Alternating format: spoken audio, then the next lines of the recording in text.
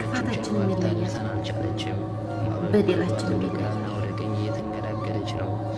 ይቅርታ አርጊልኝ እናቴ ኢዛን ስትጓዝ የነበረችው ጀልባ ልታደርሰን አልቻለችም። ማዕበሉ ከብዷት ወደ ግራና ወደ ቀኝ እየተንገዳገደች ነው። እንድሞት እንኳን ፍላጎት አልነበረኝም። ካሰብኩት ደርሼ ልደውልልሽ እንጂ የኔን መርዶ ልትሰሚ አስቤው አላውቅም። እናቴ ባህር ግን ጨካኝ ነው። ላደርግልሽ ያሰብኩት ሳላደርግልሽ ባህሩ ሊውጠኝ ነው። ሁሉም እዚህ ጀልባ ላይ ያሉት የራሳቸው ዓላማ ነበራቸው። እኔ ግን ያንቺን ደስታ ማየት ነበር አለማዬ። ይቅርታ በቃ እናቴ። ጀልባዋ ግማሽ የሚሆን በውሃ እየሞላች ነው። ከፊታችንም ኃይለኛ የሚባል ማዕበል እየመጣብን ነው። ሁላችንም ተስፋ ቆርጠን ወደ ፈጣሪያችን እየተጸጸትን ነው። መርዶ የኔ ሲነገርሽ አደራሽን እናቴ ካለ ህመምሽ ህመም ላይ እንዳትወድቂ። አንድ ጊዜ እድሌ ጠማማ ሆኖ ባህር ላይ ቀርቻለሁ። አጠገቤ ያሉት ሁሉም ወደ ፈጣሪያቸው እየተማጸኑ ነው። በቃ ቻው በይ እናቴ፣ በእኔ እንዳታዝኝ። አንዴ ሄጃለሁ፣ ከኔ ኋላም እንዳይከፋሽ እናቴ። ሁሉም እንዳሰብነው አልሆነም። ያሰብነው ብዙ ነበር። ሆኖም ግን ተስፋ እንዳትቆርጭ እናቴ፣ ይቅር በይኝ።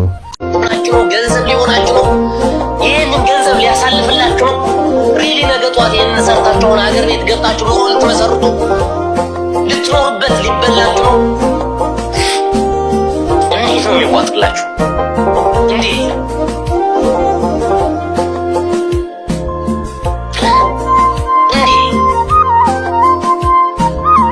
በራያ በርካቶች ሀዘናቸውን እየገለጹ ነው። ከሰሞኑ ተይዞ ከተመለሰ በኋላ በህጋዊ መንገድ ሳውዲ አረቢያ ልግባ እንኳን ቢል መግባት አይችልም። ለምን? አሻራ አለበት። ቢያንስ የኢትዮጵያ መንግስት ይሄንን አይ ዶንት ኖ እንዴት መናገር እንዳለብኝ ማለት በቂ የሆነ የዲፕሎማሲ ስራ ቢሰራ ከሳውዲ መንግስት ጋር የዲፕሎማሲ ስራ ቢሰራ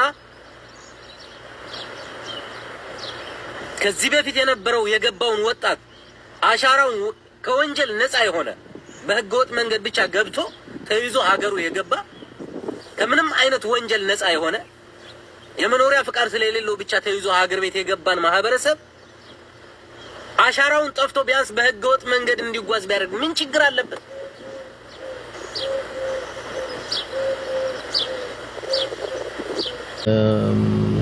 እንደዚህ አይናችን በርበሬ መስሎ ያለው አይኔ እሱን ባየ ቁጥር በቃ እኔ በጣም ውስጤ ነው የተሰበረው። በጣም በቃ ያስለቅሳል፣ በጣም ያሳምማልና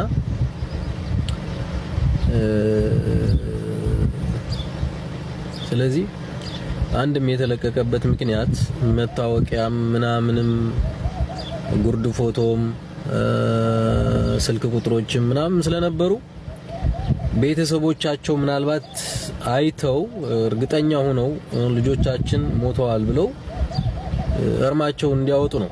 ሌላ ምንም ታምር። ምክንያቱ ያቺ ጀልባ ተሰውራለች ነበር ሲባል የነበረው ከዛ በፊት ማለት ነው። መሰወሯን እንጂ ጀልባዋ መስመጡ አልተረጋገጠም ነበር። ተረዳችሁኝ አይደለ?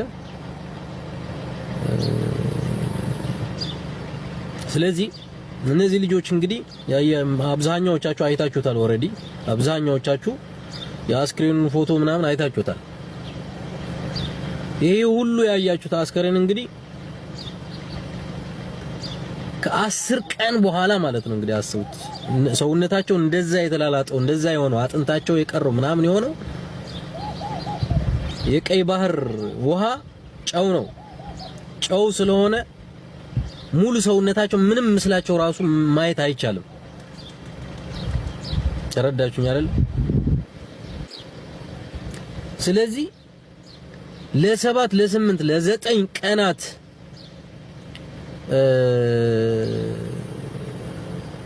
ያክል የነዚህ ሁሉ ልጆች አስክሬን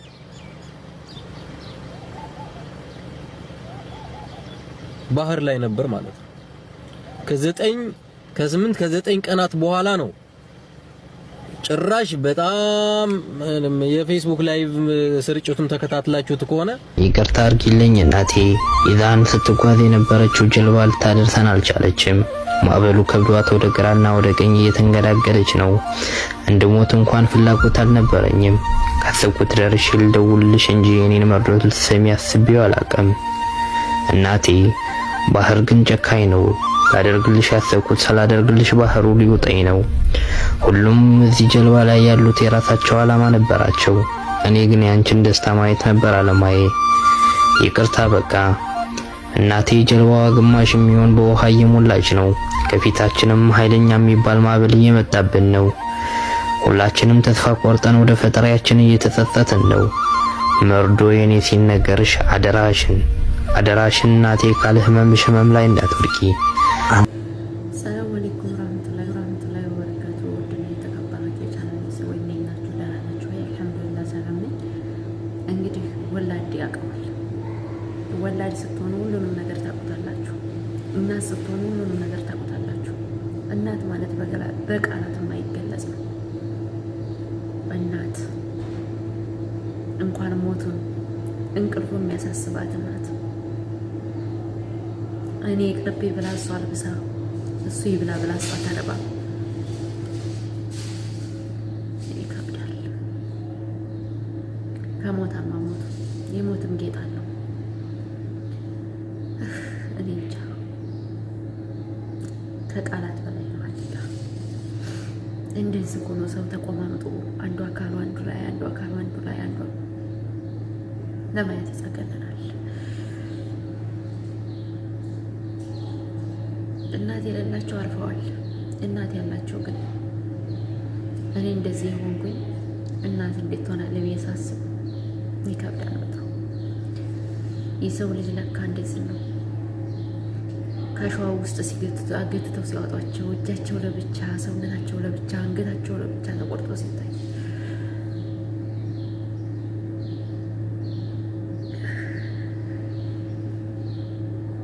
ሰው ስንባል ከባድ ነው።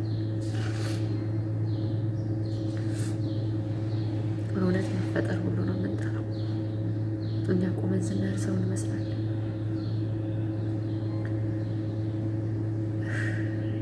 እኔ እንጃ ምን እንደምል አላውቀውም። ዛሬ ጭራሽ ያማል፣ ከህመም በላይ ያማል።